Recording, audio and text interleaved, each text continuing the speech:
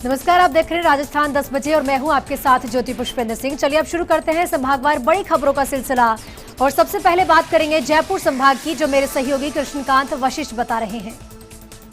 Double निगमों में mayor पद की दौड़ चल रही है। इस बीच बाड़ेबंदी का दौर भी चल रहा है। जयपुर में भी कांग्रेस की ओर से पार्षदों को होटल्स में ठहराया गया है। जयपुर हेरिटेज के पार्षदों को कांग्रेस की ओर से जयपुर के होटल जयबाग में ठहराया गया है, जहां आज मुस्लिम प्रत्याशी जुमे की नमाज अदा करते नजर आए। वहीं कुछ पार्षदों ने क्रिकेट मैच खेलकर भी वक्त बिताया। तो शाम ढलने के बाद पार्षदों की फरमाइश पर महेश जोशी, प्रताप सिंह खाचरियावास, अमीन कागजी और रफीक खान ने नगमे भी गुनगुनाए। वहीं जयपुर ग्रेटर के कांग्रेसी पार्षदों की होटल शकुन में बाड़ेबंदी की गई है। वहीं जयपुर नगर निगम ग्रेटर के भाजपा पार्षदों की बाड़ेबंदी पिछले 3 दिन से चौमू के एक होटल में की गई है, जहां सभी को भाजपा प्रवक्ता रामलाल शर्मा और विधायक मदन दिलावर प्रशिक्षण दे रहे हैं। पार्षदों को भाजपा की रीति नीति का पाठ पढ़ाया जा रहा है। वहीं पहली बार निर्वाचित होकर आए पार्षदों को उनके काम के बारे में जानकारी दी जा रही है। जानकारी के अनुसार सभी पार्षदों को 10 नवंबर तक होटल में ही रुकना होगा और यही भाजपा के नेता उन्हें प्रशिक्षित करेंगे। अब देखना होगा कि बाड़ेबंदी से आजाद होने के बाद 10 नवंबर को कहां किसका मेयर बनता है। वहीं जोधपुर संभाग की बड़ी खबर बता रहे हैं मेरे सहयोगी राजीव गौड़। जयपुर और कोटा की तरह जोधपुर में भी महापौर के चुनाव 10 नवंबर को होने, लेकिन जिस तरह से सुर्खियां सामने आ रही हैं वे चौंकाने वाली है। अब तक तो भारतीय जनता पार्टी के पार्षदों को ही बाड़ेबंदी करके जोधपुर से बाहर ले जाया गया था अंबाजी, लेकिन अब जोधपुर से करीब 18-20 किलोमीटर दूर पर होटल ग्रांड चंद्रा में जहां उत्तर और दक्षिण के पार्षद कांग्रेस के रखे हुए थे, उनको आज अलग अलग स्थानों के लिए रवाना कर दिया गया। यानी कि कहने के कांग्रेस को अंदर खाने खतरा भी नजर आ रहा है। सावधानी बरतते हुए कांग्रेस के वरिष्ठ नेता आनंद पुरोहित, हनुमान सिंह कांगटा, पवन मेहता, राजेंद्र सोलंकी, मनीषा पंवार सहित कई नेताओं ने पहले मंथन किया। मंथन करने के बाद में दोपहर के बाद जिस तरीके से जैसलमेर के लिए दक्षिण के पार्षदों को रवाना किया गया है और जिस तरह से जो पूजा पारीख है वो उन्होंने दावा किया है कि वे कोशिश कर रही हैं, जोड़ तोड़ की कोशिश के बाद में वे महापौर बन सकती हैं। तो ये कहने की भारतीय जनता पार्टी के लिए चुनौती और अलार्म है। तो वहीं दूसरी ओर कुंती देवड़ा के नेतृत्व में दक्षिण क्षेत्र के जो पार्षद हैं वो रणकपुर के लिए रवाना हुए हैं। हालांकि चर्चा पहले जैसलमेर की थी, उदयपुर की थी, कुंभलगढ़ की थी, जयपुर की थी, लेकिन बस में बैठने बाद कहाँ गए ये पता नहीं। लेकिन राजनीतिक सूत्रों का यही कहना है कि वे रणकपुर के लिए गए हैं। लेकिन कहीं ना कहीं जिस तरीके से उत्तर क्षेत्र में कांग्रेस को पूरा बहुमत है, तो आखिर ये पार्षद क्यों जुब्त से बाहर गए, सवाल बड़ा है। इसी तरह जिस तरीके से दक्षिण क्षेत्र में भारतीय जनता पार्टी के पास बहुमत है, कांग्रेस के पास पर्याप्त सीटें नहीं है, फिर ये पार्षद यहाँ से क्यों गए हैं, ये भी एक बड़ा सवाल है। देखने वाली बात होगी कि 10 नवंबर को कहीं क्रॉस वोटिंग नहीं हो जाए और कहीं ना कहीं कांग्रेस और भाजपा कोशिश इसी में है कि दोनों के दोनों वोट उनके हाथ में कैसे आ जाए। तस्वीर 10 तारीख को साफ होगी। देखना है कि इसमें आखिर नतीजा क्या निकल करके सामने आता है। कोटा संभाग की बड़ी खबर बता रहे हैं मेरे सहयोगी भावर एस चारण। एक बार फिर से लौटने वाली है कोटा कोचिंग की रौनक। दीपावली के बाद कभी भी शुरू हो सकती है कोचिंग सिटी कोटा में ऑफलाइन कक्षाएं। इसे लेकर के न सिर्फ कोचिंग संस्थानों में बल्कि कोचिंग हॉस्टल्स में भी तैयारियां तेज हो गई है। इस बीच कोटा में करीब 25,000 की तादाद में कोचिंग छात्र लौट चुके हैं और कुल मिलाकर के कोटा के सभी कोचिंग संस्थानों में दाखिलों का आंकड़ा भी 1 लाख के पार जा चुका है। हालांकि फिलहाल कोटा में केवल ऑनलाइन क्लासेस का संचालन हो रहा है, लेकिन अब माना जा रहा है कि कोरोना अनलॉक गाइडलाइन की पालना में दीपावली बाद कोटा में ऑफलाइन क्लासेस लगना भी शुरू हो जाएगी। इसको लेकर के किस तरह से सोशल डिस्टेंसिंग को मेंटेन करना है, सैनिटाइजेशन की व्यवस्था कैसे करनी है और खासकर आइसोलेशन स्पेस कैसे बनाना है, इसको लेकर के कोचिंग सिटी में अब तैयारियां अंतिम दौर में है। इससे पहले कोरोना अनलॉक 5 की गाइडलाइन की अनुपालना में डाउट क्लासेस का संचालन तो कोचिंग सिटी कोटा में पहले ही हो गया था, लेकिन ऑफलाइन कोचिंग बंद होने के चलते कोटा की अर्थव्यवस्था बुरी तरह से लड़खड़ा गई थी, क्योंकि कोचिंग कक्षाएं बंद हुए 6 से 7 महीने हो चुके हैं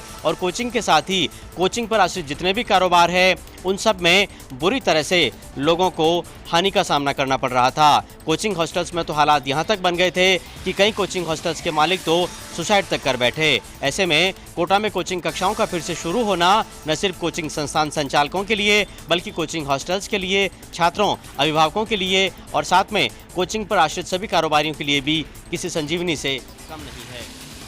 और अब बात करेंगे अजमेर संभाग की, जहां से बड़ी खबर बता रहे हैं मेरे सहयोगी कौशल जैन।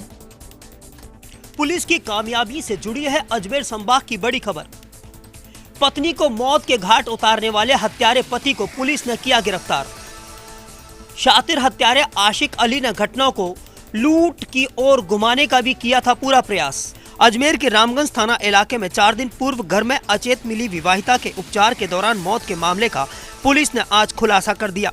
पुलिस अधीक्षक कुंवर राष्ट्रदीप ने इस ब्लाइंड मर्डर से पर्दा उठाते हुए बताया कि मृतका बेगम खातून का कत्ल उसके ही पति आशिक अली ने ही किया था। हालांकि हत्यारे आशिक अली ने हत्या करने के सारे सबूतों को मिटाने का पूरा प्रयास किया, लेकिन पुलिस की मनोवैज्ञानिक तकनीक ने अली को तोड़ दिया।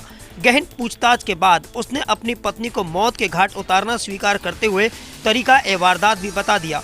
एसपी राष्ट्रदीप के मुताबिक पति और पत्नी के बीच आपसी संबंध अच्छे नहीं होना और लगातार लड़ाई झगड़े हत्या की वजह बने। फिलहाल पुलिस का अनुसंधान जारी है और बरामदगी भी शेष है। ब्लाइंड मर्डर को खोलने के लिए पुलिस की 3 टीमों ने संयुक्त कार्यवाही की, जिसमें पहली टीम रामगंज थाना, दूसरी टीम कलेक्टरवार थाना और तीसरी टीम में साइबर और स्पेशल टीम ने कार्यवाही को अंजाम दी। मनोवैज्ञानिक तकनीक का सहारा लेकर पुलिस ने खोला ब्लाइंड मर्डर। एसपी कुंवर राष्ट्रदीप के नेतृत्व में हुई ऑपरेशन फॉर ब्लाइंड मर्डर की कार्यवाही। वहीं अब रुक करेंगे बीकानेर संभाग का, जहां से बड़ी खबर बता रहे मेरे सहयोगी लक्ष्मण राघव। त्योहारी सीजन में जायके में मिलावट करने वाले मिलावटखोरों के खिलाफ बीकानेर में स्वास्थ्य विभाग चौकन्ना नजर आ रहा है। शुद्ध के लिए युद्ध अभियान के तहत लगातार कार्रवाइयां जारी है।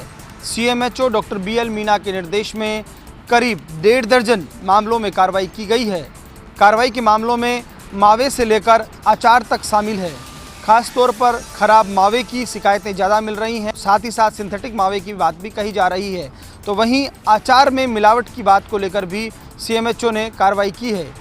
डॉक्टर बीएल मीना का कहना है कि मुख्यमंत्री और सरकार की यही मंशा है कि मिलावटखोरों के खिलाफ अभियान में बेहतर कार्रवाई हो, ताकि लोगों के स्वास्थ्य के साथ ये लोग खिलवाड़ ना कर पाएँ। अभी तक 1.5 दर्जन कार्रवाइयाँ की गई हैं। आज 7 कार्रवाइयों को अंजाम दिया गया है। सीएमएचओ ने कहा कि दीपावली तक ये अभियान इसी तरह जारी रहेगा। जरूरी भी है इन मिलावटखोरों के खिलाफ इस तरह की कड़ी कार्रवाइयाँ लगातार होती रहनी चाहिए, ताकि लोगों के स्वास्थ्य के साथ खिलवाड़ ना हो।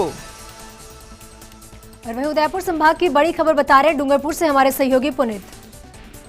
डूंगरपुर जिले में नेशनल हाईवे 8 हो या डूंगरपुर के कोई और थाना क्षेत्र, सभी पर वाहन चोरी या उससे जुड़े हुए ऑटोमोबाइल के पार्ट चोरी के मामले में पुलिस जब भी कोई तलाश करती है तो मामला गुजरात के गोधरा जाकर रुक जाता है। वहीं के बदमाश और वहीं के कुछ ऐसे सरगना हैं जो इन चोरी के माल और चोरी के वाहनों को खरीदते बेचने का धंधा करते हैं। डूंगरपुर जिले की बिछोड़ा पुलिस ने नेशनल हाईवे 8 पर ट्रकों से माल चोरी करने और लूटपाट करने वाले गिरोह का खुलासा किया है।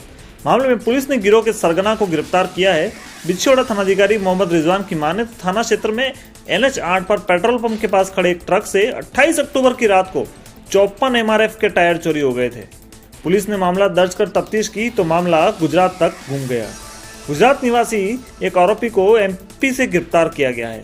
गिरफ्तार आरोपी ने अपने साथियों के साथ मिलकर वारदात को अंजाम देना कबूल कर लिया है। वहीं इसके साथ ही आरोपी ने अपने साथियों के साथ मिलकर गुजरात व राजस्थान में नेशनल हाईवे 8 पर लूट व चोरी की कई वारदातें करना भी कबूल किया है। पुलिस आरोपी से पूछताछ के साथ उसके अन्य आरोप साथियों की भी तलाश कर रही है। कुछ दिनों से मुंबई दिल्ली हाईवे पर बिछवाड़ा और मोतली मोड़ के बीच में लगातार हो रही चोरी और लूट की वारदातों के मामले में बिछवाड़ा पुलिस को एक बड़ी सफलता हासिल हुई है। मामले में पुलिस ने गोधरा के एक शातिर चोर को मध्य प्रदेश से गिरफ्तार। और वहीं भरतपुर संभाग की बड़ी खबर बता रहे हैं मेरे सहयोगी अश्विनी यादव। गुर्जर आरक्षण आंदोलन का आज 6ठा दिन रहा। देर शाम सांझ ढले कर्नल बैंसला ट्रैक पर पहुंचे। इससे पहले भी उन्होंने फर्स्ट इंडिया को बयान दिया कि सरकार को 12 घंटे की चेतावनी देते हैं। ट्रैक पर पहुंचकर अशोक चांदना की तारीफ की। पिछली बार उनसे न मिलने की माफ़ी मांगी और उन्हें कल ट्रैक पर आने का आमंत्रण भी दिया, लेकिन साथ ही सरकार को ये चेतावनी भी दी कि अगर 12 घंटे में उनकी मांगें नहीं मानी जाती हैं तो आंदोलन उग्र हो जाएगा। कर्नल बैंसला ने ट्रैक पर गुर्जर समाज की रिव्यू बैठक की, जिसमें पंच पटेलों से बातचीत की। कई नेताओं ने अपने वक्तव्य सुनाए और इसी दौरान विजय बैंसला को भी प्रमोट किया गया। उन्होंने कहा कि विजय बैंसला उनका अच्छा नेतृत्व कर सकते हैं, जिस पर कर्नल किरोड़ी सिंह बैंसला ने अपने संबोधन में कहा कि लीडर को 3-4 चीज़ें आनी चाहिए, जिसमें नीयत ठीक हो, मेहनत का इरादा, हिम्मत और त्याग हो, फिर उसे कोई लीडर बनने से नहीं रोक सकता है। विजय को आपने स्वीकार किया है, उसके लिए मैं आभारी हूं और विजय आपके इरादों पर खरा उतरेगा। उन्होंने इस दौरान अशोक चांदना को ट्रैक पर आने, बातचीत करने का आमंत्रण दिया और कहा कि चाहे कोई दूसरे मंत्री भी यहाँ आ सकते हैं। उन्होंने कहा कि ट्रैक पर बातचीत होगी, जो सरकार ने भेजा है उस पर अमल करेंगे, उसके बाद ही फैसला होगा। उन्होंने सबको शिक्षित, संगठित और संघर्षशील रहने के लिए कहा। वहीं विजय बैंसला ने ट्रैक पर ही ये कहा कि जिम्मेदारी जो मुझे मिली है वो कम ही सौभाग्य मिलता है। ये पगड़ी पहनना आसान है लेकिन निभाना मुश्किल है। उन्होंने कहा कि मैं साझेदारी में विश्वास करता हूँ। कर्नल किरोड़ी बैंसला के बयान और विजय बैंसला के बयान के बाद ये तो तय हो गया कि आज पटरी पर औपचारिक रूप से कर्नल किरोड़ी बैंसला ने अपने बेटे विजय बैंसला को इस आंदोलन का नेतृत्व सौंप दिया है। लेकिन साथ ही सरकार को 12 घंटे की चेतावनी ये भी बताती है कि या तो सरकार बात करे या आंदोलन की दूसरी रूपरेखा बनानी पड़ेगी। गुर्जर आंदोलनकारियों की ओर से यह भी तय किया गया है कि अगर सरकार से बातचीत नहीं होती है तो अगली बातचीत आंदोलनकारियों के साथ सिकंदरा में हो सकती है, जहां खुद कर्नल जाकर लोगों की बैठक कर सकते हैं। पिता पुत्र ही नहीं, आंदोलनकारी भी इस बात को लेकर उम्मीद ज़्यादा हैं कि सरकार उनकी बात मानेगी और कल इस पूरे आंदोलन का पटाक्षेप हो सकता है। तमाम बड़ी खबरें बताने के लिए मेरे सभी सहयोगियों का बहुत बहुत शुक्रिया।